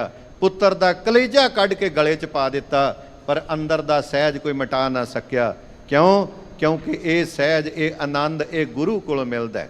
ਇੱਕ ਅਦੀਬ ਕਹਿੰਦਾ, ਨਾਲ ਜਮੂਰਾਂ ਚਮੜੀ ਤੋੜੀ, ਮਾਸ ਜਦੋਂ ਹੱਡੀਆਂ ਦਾ ਛਿੱਲਿਆ, ਕੰਬ ਗਏ ਜ਼ੁਲਮ ਕਮਾਉਣ ਹਾਰੇ, ਬੰਦਾ ਸਿੰਘ ਫਿਰ ਵੀ ਨਾ ਹਿੱਲਿਆ। ਫਿਰ ਬੰਦੇ ਦਾ ਲਾਲ ਅਜੈ ਸਿੰਘ ਲੱਭ ਲਿਆਂਦਾ ਨੀਅਤ ਮਾੜੀ, ਕੱਢਣ ਲਈ ਕਲੇਜਾ ਉਸ ਦਾ, ਫਿਰ ਪੁੱਤਰ ਦੀ ਛਾਤੀ ਪਾੜੀ। ਦਿਲ ਪੁੱਤਰ ਦਾ ਮੂੰਹ ਬਾਪੂ ਦੇ, ਜਦ ਜਬਰਾਂ ਇਹ ਜ਼ੁਲਮ ਕਮਾਇਆ, ਗੂੰਜ ਅਕਾਲ ਅਕਾਲ ਦੀ ਗੂੰਜੀ, ਸਿਦਕੀ ਬੰਦੇ ਸਿਦਕ ਨਿਭਾਇਆ। ਪਰ ਗੁਰੂ ਸਵਾਰਿਓ ਅਡੋਲ ਅਵਸਥਾ ਵਿੱਚ ਜੁੜੇ ਰਹੇ। ਕੋਈ ਉਸ ਬਾਬਾ ਬੰਦਾ ਸਿੰਘ ਬਹਾਦਰ ਨੂੰ ਭਟਕਾ ਨਹੀਂ ਸਕਿਆ। ਐਸੀ ਅਡੋਲਤਾ ਹੈ, ਪਰ ਇਹ ਮਿਲਦੀ ਏ ਸਿੰਧ ਨੇ ਪੂਰੇ ਗੁਰੂ ਦੇ ਕੋਲੋਂ। ਇਹ ਸੁੱਖ, ਇਹ ਆਨੰਦ, ਇਹ ਸਹਿਜ, ਇਹ ਪੂਰੇ ਗੁਰੂ ਦੇ ਕੋਲੋਂ ਮਿਲਦਾ ਹੈ। ਤੇ ਪੂਰਾ ਗੁਰੂ ਕੌਣ ਹੈ? ਧੰਨ ਸ੍ਰੀ ਗੁਰੂ ਗ੍ਰੰਥ ਸਾਹਿਬ ਮਹਾਰਾਜ। ਇੱਕ ਵਾਰੀ ਆਖੋ, ਧੰਨ ਸ੍ਰੀ ਗੁਰੂ ਗ੍ਰੰਥ ਸਾਹਿਬ ਮਹਾਰਾਜ। ਬੜੇ ਨੇ ਅੱਜ ਅਧੂਰੇ, ਜਿਹੜੇ ਥਾਂ ਥਾਂ ਤੇ ਦੁਕਾਨਾਂ ਖੋਲ ਕੇ ਬੈਠੇ ਨੇ। ਪਰ ਗੁਰੂ ਸਵਾਰਿਓ, ਜਦੋਂ ਪੂਰੇ ਦੇ ਨਾਲ ਜੁੜਾਂਗੇ ਤਾਂ ਹੀ ਗੱਲ ਬਣਦੀ ਹੈ। ਸਦਾ ਸਹਾਈ ਸੰਗ ਪ੍ਰਭ, ਅੰਮ੍ਰਿਤ ਗੁਣ ਚੀਨਾ। ਜਿਹੜੇ ਪੂਰੇ ਗੁਰੂ ਦੇ ਨਾਲ ਜੁੜ ਗਏ, ਜਿਹੜੇ ਆਤਮਕ ਅਡੋਲਤਾ ਦੀ ਅਵਸਥਾ ਵਿੱਚ ਟਿਕ ਗਏ, ਮੇਰੇ ਪਾਤਸ਼ਾਹ ਜੀ ਕਹਿੰਦੇ ਨੇ, ਉਹਨਾਂ ਦੇ ਫਿਰ ਸਦਾ ਸਹਾਈ ਸੰਗ ਪ੍ਰਭ। ਪਰਮਾਤਮਾ ਉਹਨਾਂ ਦੇ ਸਦਾ ਸਹਾਈ ਹੁੰਦਾ ਹੈ, ਉਹਨਾਂ ਦੀ ਸਹਾਇਤਾ ਕਰਦਾ ਹੈ। ਦੁਕਾਲੰਗ ਪ੍ਰਨਾਸੀ ਦਿਆਲੰਗ ਸਰੂਪੇ, ਸਦਾ ਅੰਗ ਸੰਗੇ ਅਪੰਗੰ ਬਭੂਤੇ। ਔਰ ਅੰਮ੍ਰਿਤ ਗੁਣ ਚੀਨ ਕਹਿੰਦੇ ਨੇ, ਫਿਰ ਉਹ ਜਿਹੜੇ ਰੱਬ ਦੇ ਪਿਆਰੇ ਨੇ ਨਾ, ਉਹ ਆਤਮਕ ਅਡੋਲਤਾ ਵਾਲੀ ਅਵਸਥਾ ਵਿੱਚ ਟਿਕ ਕੇ ਪਰਮਾਤਮਾ ਦੇ ਗੁਣਾਂ ਨੂੰ ਵਿਚਾਰਦੇ ਰਹਿੰਦੇ ਹਨ। ਰਹਾਓ ਭਾਵ ਹੈ ਕਿ ਟਿਕੋ, ਔਰ ਇਹਨਾਂ ਪੰਕਤੀਆਂ ਨੂੰ ਧਿਆਨ ਦੇ ਨਾਲ ਵਿਚਾਰਨਾ ਹੈ। ਜੈ ਜੈਕਾਰ ਜਗਤਰ ਮਹਿ, ਲੋਚਹਿ ਸਭ ਜੀਆ। ਜਿਹੜੇ ਗੁਰੂ, ਪੂਰੇ ਗੁਰੂ ਦੇ ਨਾਲ ਜੁੜ ਕੇ ਪਰਮਾਤਮਾ ਦੇ ਨਾਲ ਜਿਨ੍ਹਾਂ ਦੀ ਸਾਂਝ ਪੈ ਗਈ, ਫਿਰ ਮੇਰੇ ਸਾਹਿਬ ਜੀ ਕਹਿੰਦੇ ਨੇ, ਜੈ ਜੈਕਾਰ ਜਗਤਰ ਮੈਂ ਲੋਚੇ ਸਭ ਜੀਆ। ਉਹਨਾਂ ਦੀ ਜੈ ਜੈਕਾਰ ਹੁੰਦੀ ਹੈ ਇਸ ਜਗਤ ਵਿੱਚ, ਉਹਨਾਂ ਦਾ ਮਾਣ ਸਨਮਾਨ ਹੁੰਦਾ ਹੈ, ਉਹਨਾਂ ਦੀ ਵਡਿਆਈ ਹੁੰਦੀ ਹੈ। ਔਰ ਦੂਜੀ ਗੱਲ, ਉਹਨਾਂ ਨੂੰ ਹਰ ਕੋਈ ਲੋੜਦਾ ਹੈ, ਉਹਨਾਂ ਨੂੰ ਹਰ ਕੋਈ ਮਿਲਣਾ ਚਾਹੁੰਦਾ ਹੈ। ਜਦੋਂ ਕੋਈ ਰੱਬ ਦਾ ਪਿਆਰਾ ਹੁੰਦਾ ਨਾ, ਤੇ ਹਰ ਬੰਦੇ ਦੀ ਚਾਹਨਾ ਹੁੰਦੀ ਹੈ ਕਿ ਮੈਂ ਵੀ ਇਹਨੂੰ ਮਿਲਾਂ, ਮੈਂ ਵੀ ਇਹਦੇ ਨਾਲ ਜਾ ਕੇ ਕੋਈ ਦੋ ਬਚਨ ਕਰਾਂ। ਲੋਚੇ ਸਭ ਜੀਆ, ਸਾਰੇ ਫਿਰ ਉਸ ਰੱਬ ਦੇ ਪਿਆਰੇ ਨੂੰ ਲੋੜਦੇ ਹਨ। ਸੋ ਪ੍ਰਸੰਨ ਭਏ ਸਤਿਗੁਰ ਪ੍ਰਭੂ, ਕਛ ਬਿਗਨ ਨਾ ਥੀਆ। ਉਹ ਰੱਬ ਦੇ ਪਿਆਰੇ ਜਿਹੜੇ ਨੇ ਨਾ, ਜਿਨ੍ਹਾਂ ਤੇ ਗੁਰੂ ਪ੍ਰਸੰਨ ਹੋ ਗਿਆ, ਜਿਨ੍ਹਾਂ ਤੇ ਪ੍ਰਭੂ ਪ੍ਰਸੰਨ ਹੋ ਗਿਆ, ਫਿਰ ਕਹਿੰਦੇ ਨੇ ਉਹਨਾਂ ਦੇ ਜੀਵਨ ਵਿੱਚ ਕਿਛ ਬਿਗਨ ਨਾ ਥੀਆ। ਉਹਨਾਂ ਦੇ ਜੀਵਨ ਵਿੱਚ ਕਦੇ ਵੀ ਕੋਈ ਫਿਰ ਰੁਕਾਵਟ ਨਹੀਂ ਜੇ ਆਉਂਦੀ। ਸਾਰੀਆਂ ਰੁਕਾਵਟਾਂ ਜਿਹੜੀਆਂ ਨੇ ਮੇਰਾ ਮਾਲਕ ਦੂਰ ਕਰ ਦਿੰਦਾ ਹੈ। ਜਾ ਕਾ ਅੰਗ ਦਇਆਲ ਪ੍ਰਭ, ਤਾਕੇ ਸਭ ਦਾਸ। ਜਾ ਕਾ ਅੰਗ ਦਿਆਲ ਪ੍ਰਭ, ਅੰਗ ਤੋਂ ਅਰਥ ਹੈ ਪੱਖ। ਜਿਹਦਾ ਪੱਖ ਉਹ ਦਇਆ ਦੇ ਸਾਗਰ, ਦਇਆ ਦੇ ਸੋਮੇ ਪਰਿਪੂਰਨ ਪਰਮਾਤਮਾ ਨੇ ਕੀਤਾ ਹੈ। ਜਿਹਦੇ ਪੱਖ ਵਿੱਚ ਉਹ ਪਰਮਾਤਮਾ ਖੜਾ ਹੋਵੇ ਨਾ, ਕਹਿੰਦੇ ਨੇ ਫਿਰ ਉਹਦਾ ਵਿਰੋਧੀ ਕੋਈ ਨਹੀਂ ਰਹਿੰਦਾ, ਉਹਦੇ ਸਾਰੇ ਹੀ ਦਾਸ ਬਣ ਜਾਂਦੇ ਨੇ। ਜੋ ਇਹ ਦੂਤ ਮੋਏ ਬਹੁਤ ਸੰਤਾਵਤ, ਤੇ ਭਿਆਨਕ ਭਇਆ ਕਰੇ ਬੇਨਤੀ, ਰਾਖ ਠਾਕੁਰ ਤੇ ਹਮ ਤੇਰੀ ਸ਼ਰਣਾਇਆ। ਜਿਹੜੇ ਦੂਤ ਨੇ ਨਾ, ਉਹ ਵੀ ਫਿਰ ਹੱਥ ਜੋੜ ਕੇ ਖੜੇ ਹੋ ਜਾਂਦੇ ਨੇ ਕਿ ਆਪਣੇ ਮਾਲਕ ਕੋਲੋਂ ਸਾਨੂੰ ਬਚਾ ਲੈ। ਉਹ ਸਾਰੇ ਹੀ ਇੱਕ ਸੱਜਣ ਸਭ ਸੱਜਣਾ, ਇੱਕ ਵੈਰੀ ਸਭ ਬਾਦ। ਉਸ ਇੱਕ ਨੂੰ ਸੱਜਣ ਬਣਾ ਲਈਏ ਤੇ ਫਿਰ ਸਾਰੇ ਹੀ ਸੱਜਣ ਹੋ ਜਾਂਦੇ ਹਨ। ਸਦਾ ਸਦਾ ਵਡਿਆਈਆ, ਨਾਨਕ ਗੁਰ ਪਾਸ। ਸਦਾ ਸਦਾ ਵਡਿਆਈਆਂ, ਹੇ ਨਾਨਕ ਆਖ, ਗੁਰੂ ਦੇ ਨਾਲ ਜਿਹੜਾ ਜੁੜ ਜਾਂਦਾ ਨਾ, ਉਹਨੂੰ ਫਿਰ ਸਦਾ ਹੀ ਮਾਣ ਸਨਮਾਨ ਮਿਲਦਾ ਹੈ, ਉਹਨਾਂ ਨੂੰ ਵਡਿਆਈ ਮਿਲਦੀ ਹੈ ਇਸ ਜਗਤ ਵਿੱਚ। ਔਰ ਜਿਹੜਾ ਉਸ ਵੱਡੇ ਦੀਆਂ ਵਡਿਆਈਆਂ ਕਰਦਾ ਨਾ, ਗੁਰੂ ਸਵਾਰਿਓ, ਉਸ ਦੀਆਂ ਜਗਤ ਵਿੱਚ ਵਡਿਆਈਆਂ ਹੁੰਦੀਆਂ ਨੇ, ਉਹਨਾਂ ਨੂੰ ਮਾਣ ਮਿਲਦਾ ਹੈ। ਆਓ, ਜੋ ਪਾਵਨ ਲੜੀਵਾਰ ਬਾਣੀ ਦੀ ਵਿਚਾਰ ਚੱਲ ਰਹੀ ਹੈ, ਸਾਰੇ ਰਲ ਮਿਲ ਕੇ ਸਰਵਣ ਕਰੀਏ ਜੀ। ਸਲੋਕ ਰਸਨਾ ਉਚਰੈ ਹਰ ਹਰੇ, ਗੁਣ ਗੋਬਿੰਦ ਵਖਿਆਨ। ਇਸ ਮੁਬਾਰਕ ਸ਼ਲੋਕ ਅੰਦਰ ਪਾਤਸ਼ਾਹ ਜੀ ਬਖਸ਼ਿਸ਼ ਕਰਦੇ ਨੇ ਕਿ ਜਿਸ ਰੱਬ ਦੇ ਪਿਆਰੇ ਦੀ ਰਸਨਾ ਉਚਰੈ ਉਚਾਰਨ ਕਰਦੀ ਏ ਕੀ ਸਤਨਾਮ ਸ੍ਰੀ ਵਾਹਿਗੁਰੂ, ਉਹਦੀ ਸਿਫਤ ਸਲਾਹ ਕਰਦੀ ਏ ਔਰ ਉਹਦੇ ਗੁਣਾਂ ਦਾ ਕਿਦੇ ਗੋਬਿੰਦ ਦੇ ਗੁਣ ਗੋਬਿੰਦ ਵਖਿਆਨ। ਗੋਬਿੰਦ ਭਾਵ ਉਹ ਪਰਿਪੂਰਨ ਪਰਮਾਤਮਾ ਜਿਹੜਾ ਸਾਰੀ ਧਰਤੀ ਦਾ ਹੀ ਰੱਖਿਅਕ ਹੈ। ਗੋ ਕਹਿੰਦੇ ਨੇ ਧਰਤੀ ਨੂੰ, ਗੋਬਿੰਦ ਉਹ ਪਰਮਾਤਮਾ ਉਹਦੇ ਗੁਣਾਂ ਦਾ ਜਿਹਦੀ ਰਸਨਾ ਵਖਿਆਨ ਕਰਦੀ ਹੈ। ਨਾਨਕ ਪਕੜੀ ਟੇਕ ਏਕ, ਪਰਮੇਸ਼ਰ ਰਖਾ ਨਿਦਾਨ। ਜਿਨ੍ਹਾਂ ਨੇ, ਹੇ ਨਾਨਕ ਸਾਹਿਬ ਕਹਿੰਦੇ ਨੇ, ਜਿਨ੍ਹਾਂ ਨੇ ਉਸ ਇੱਕ ਦਾ ਆਸਰਾ ਲਿਆ, ਇੱਕ ਦੀ ਟੇਕ ਲਈਏ, ਜਿਹੜੇ ਥਾਂ ਥਾਂ ਤੇ ਨਹੀਂ ਐਵੇਂ ਭਟਕਦੇ ਫਿਰਦੇ, ਫਿਰ ਕਹਿੰਦੇ ਨੇ ਅੰਤ ਸਮੇਂ ਤੇ ਨਿਧਾਨ ਤੋਂ ਭਾਵ ਇਹ ਹੈ ਅੰਤ ਸਮਾਂ। ਗੁਰੂ ਗੋਬਿੰਦ ਸਿੰਘ ਮਹਾਰਾਜ ਕਹਿੰਦੇ ਨੇ ਨਾ, ਜਬ ਆਪ ਕੀ ਔਦ ਨਿਧਾਨ ਬਣੇ, ਅਤ ਹੀ ਰਣ ਮੈਂ ਤਬ ਜੂਝ ਮਰੂੰ। ਜਦੋਂ ਮੇਰਾ ਆਖਰੀ ਸਮਾਂ ਆਵੇ ਤੇ ਕਿੱਥੇ ਆਵੇ, ਮੈਂ ਸ਼ਸਤਰਾਂ ਦੇ ਨਾਲ ਮੈਦਾਨੇ ਜੰਗ ਵਿੱਚ ਜੂਝਦਾ ਹੋਇਆ ਸ਼ਹੀਦ ਹੋ ਜਾਵਾਂ। ਇੱਥੇ ਪਾਤਸ਼ਾਹ ਜੀ ਕਹਿੰਦੇ ਨੇ ਕਿ ਉਹ ਪਰਮਾਤਮਾ ਜਦੋਂ ਅੰਤ ਸਮਾਂ ਆਉਂਦਾ ਨਾ, ਉਦੋਂ ਵੀ ਆਪਣੇ ਪਿਆਰਿਆਂ ਦੀ ਫਿਰ ਰੱਖਿਆ ਕਰਦਾ ਹੈ। ਸ਼ੰਤ ਸੋ ਸੁਆਮੀ ਪ੍ਰਭ ਰਖ ਕੋ, ਅੰਚਲ ਤਾਂ ਕੈ ਲਾਗ ਜਿਓ। ਉਹ ਪਰਿਪੂਰਨ ਪਰਮਾਤਮਾ ਰੱਖ ਕੋ ਦਾ ਅਰਥ ਹੈ ਉਹ ਹੀ ਰਾਖਾ ਹੈ। ਰਾਖਾ ਏਕ ਹਮਾਰਾ ਸੁਆਮੀ, ਸਕਲ ਘਟਾ ਕਾ ਅੰਤਰਜਾਮੀ। ਉਹ ਸਾਰਿਆਂ ਦਾ ਹੀ ਰਾਖਾ ਹੈ, ਰੱਖਿਆ ਕਰਨ ਵਾਲਾ ਹੈ। ਮਾਂ ਦੇ ਪੇਟ ਵਿੱਚ ਵੀ ਉਸੇ ਨੇ ਰੱਖਿਆ ਕੀਤੀ ਤੇ ਕਹਿੰਦੇ ਨੇ ਸੋ ਸੁਆਮੀ ਪ੍ਰਭ ਰੱਖ ਕੋ, ਅੰਚਲ ਤਾਂ ਕੈ ਲਾਗ ਜਿਓ। ਉਸ ਪਰਮਾਤਮਾ ਦਾ ਜਿਹੜਾ ਸਾਰਿਆਂ ਦਾ ਰੱਖ ਹੈ ਨਾ, ਉਹਦਾ ਪੱਲਾ ਫੜ ਕੇ ਰੱਖ, ਹੈ ਭਾਈ, ਉਹਦਾ ਪੱਲਾ ਕਦੇ ਨਹੀਂ ਛੱਡਣਾ ਹੈ। ਭਜ ਸਾਧੂ ਸੰਗ ਦਇਆਲ ਦੇਵ, ਮਨ ਕੀ ਮਤ ਤਿਆਗ ਜਿਓ। ਸਾਧੂ ਸੰਗ ਭਾਵ ਗੁਰ ਸੰਗਤ। ਇੱਥੇ ਸਾਧੂ ਦਾ ਅਰਥ ਹੈ ਗੁਰੂ। ਕਹਿੰਦੇ ਨੇ ਭਜ, ਭਜ ਦਾ ਅਰਥ ਹੈ ਜਪਣਾ। ਕਿੱਥੇ ਜਪਣਾ? ਸਤ ਸੰਗਤ ਵਿੱਚ ਆ ਕੇ। ਤੇ ਕਿਹਨੂੰ ਜਪਣਾ? ਦਇਆਲ ਦੇਵ, ਜਿਹੜਾ ਭਾਵ ਦਇਆ ਦਾ ਘਰ ਹੈ, ਪਰਿਪੂਰਨ ਪਰਮਾਤਮਾ। ਤੇ ਨਾਲ ਇਹ ਗੱਲ ਕਹਿ ਦਿੱਤਾ ਵੀ ਕਿਵੇਂ ਜਪਣਾ। ਸਭ ਕਹਿੰਦੇ ਨੇ ਮਨ ਕੀ ਮਤ ਤਿਆਗ ਜਿਓ। ਕਹਿੰਦੇ ਨੇ ਮਨ ਦੀ ਮਤ ਤਿਆਗ ਕੇ ਗੁਰੂ ਦੀ ਮਤ ਗ੍ਰਹਿਣ ਕਰਕੇ ਤੇ ਉਸ ਪਰਿਪੂਰਨ ਪਰਮਾਤਮਾ ਜਿਹੜਾ ਦਇਆ ਦਾ ਘਰ ਹੈ, ਉਸ ਦਾ ਨਾਮ ਜਪਣਾ ਹੈ। ਇੱਕ ਓਟ ਕੀਜੈ ਜਿਉ ਦੀਜੈ, ਆਸ ਇੱਕ ਧਰਣੀ ਧਰੈ। ਕਹਿੰਦੇ ਨੇ ਇੱਕ ਦਾ ਆਸਰਾ ਲੈਣਾ, ਇੱਕ ਓਟ ਕੀਜੈ।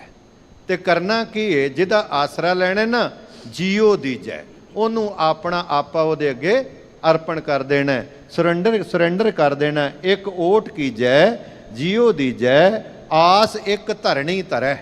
ਧਰਣੀ ਧਰ ਭਾਵ ਜਿਹੜਾ ਸਾਰੀ ਧਰਤੀ ਨੂੰ ਜਿਸ ਨੇ ਥੰਮਿਆ ਹੋਇਆ ਹੈ, ਜਿਹਦੇ ਆਸਰੇ ਤੇ ਧਰਤੀ ਟਿਕੀ ਹੋਈ ਹੈ, ਉਹ ਪਰਿਪੂਰਨ ਪਰਮਾਤਮਾ ਹੈ। ਉਸੇ ਦੀ ਆਸ ਰੱਖਣੀ ਹੈ, ਉਹਦਾ ਹੀ ਸਹਾਰਾ ਲੈਣਾ ਹੈ। ਸਾਧ ਸੰਗੇ ਹਰ ਨਾਮ ਰੰਗੇ, ਸੰਸਾਰ ਸਾਗਰ ਸਭ ਤਰੈ। ਜਿਹੜੇ ਸਤ ਸੰਗ ਵਿੱਚ ਆ ਕੇ, ਗੁਰੂ ਦੇ ਸ਼ਰਨ ਵਿੱਚ ਆ ਕੇ ਉਸ ਪਰਿਪੂਰਨ ਪਰਮਾਤਮਾ ਦਾ ਹਰ ਨਾਮ ਰੰਗੇ, ਉਹਦੀ ਸਿਫਤ ਸਲਾਹ ਕਰਦੇ ਨੇ, ਨਾਮ ਦੇ ਨਾਲ ਜੁੜਦੇ ਨੇ, ਉਹ ਕਹਿੰਦੇ ਨੇ ਸੰਸਾਰ ਸਾਗਰ ਸਭ ਤਰੈ।